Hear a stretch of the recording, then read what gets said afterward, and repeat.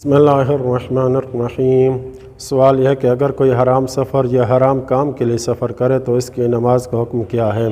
تو جواب میں آیت اللہ سستانی فرماتے ہیں، نماز کے قصر ہونے کے لیے ضروری ہے کہ انسان حرام کام جیسے سود والی تجارت کے لیے یا چوری کرنے جیسے کاموں کے لیے سفر نہ کرے، لہٰذا اگر حرام کام کی غرض سے سفر کرے تو نماز پوری پڑے گا۔ اسی طرح اگر بذات خود سفر حرام ہو، جیسے ایسا سفر جس میں اس کے لیے کوئی ضرر ہو جو موت یا کسی عضو کے ناقص ہونے کا موجب بنے، یا بیوی اپنے شوہر کی اجازت کے بغیر ایسے سفر پر جائے جو واجب نہ ہو، تو ایسے سفر میں بھی نماز قصر نہیں ہوتی۔ لیکن اگر بیوی اپنے واجب کی ادائیگی کے لیے شوہر کی اجازت کے بغیر سفر کرے تو اس کی نماز قصر ہوگی۔ اسی طرح وہ بندہ بھی نماز قصر پڑھے گا جس نے گناہ کی غرض سے تو سفر نہیں کیا لیکن راستے میں اتفاقاً کسی حرام کام کو انجام دے یا واجب کام کو چھوڑ دیا ہو۔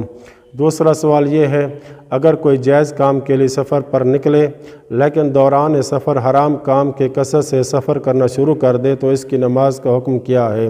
تو جواب میں فرماتے ہیں، سفر کا جائز ہونا ابتدا سے لے کر آخر تک شرط ہے، لہٰذا اگر کوئی دوران سفر حرام کی نیت کر لے تو اس پر واجب ہے کہ پوری نماز پڑھے، لیکن جو نمازیں جائز سفر میں قصر پڑ چکا ہے انہیں دوبارہ پڑھنا واجب نہیں ہے۔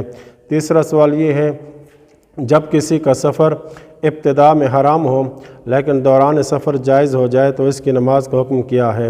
تو جواب میں فرماتے ہیں، جب سے جائز سفر شروع ہو تب سے اس کی نماز قصر ہوگی، چاہے باقی ماندہ سفر شرعی مسافت سے کم ہو یا زیادہ۔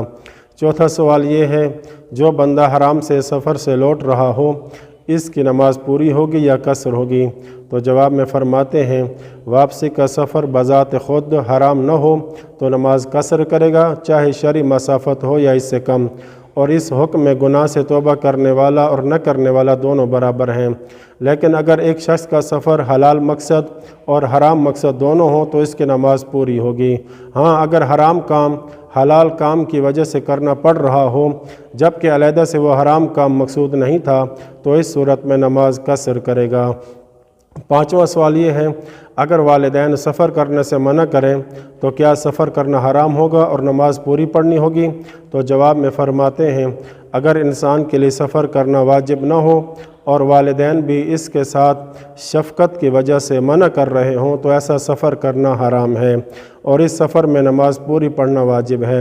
چھٹا سوال یہ ہے، اگر کوئی ظالم انسان کے تابع ہونے کی وجہ سے اس کے ساتھ شرعی مسافت کا سفر کر رہا ہو تو اس کی نماز کا حکم کیا ہے؟ تو جواب میں فرماتے ہیں، اگر وہ اس کے ساتھ سفر کرنے پر مجبور ہو یا کسی صحیح غرض کے قصد سے سفر کر رہا ہو جیسا کہ اس کے ضرر سے اپنے آپ کو یا کسی اور کو بچانے کے لیے، تو نماز قصر پڑے گا، ورنہ اگر وہ ظالم کے اطاعت گزاروں میں سے ہو اور ظلم میں اس کا مددگار شمار ہو تو اس کی نماز پوری ہوگی، چاہے ظالم کا سفر ظلم کے لیے نہ بھی ہو۔ لہٰذا جب ظالم کا سفر جائز کام کے لیے ہو تو اس کی نماز قصر ہوگی جبکہ اس کے تابع کی نماز پوری ہوگی۔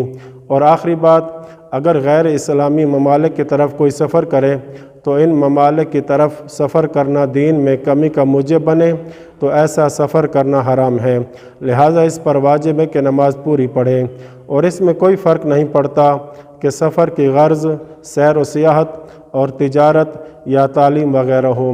اسی طرح اس میں بھی کوئی فرق نہیں ہے کہ وہاں مستقل رہنے کا ارادہ ہو یا نہ ہو۔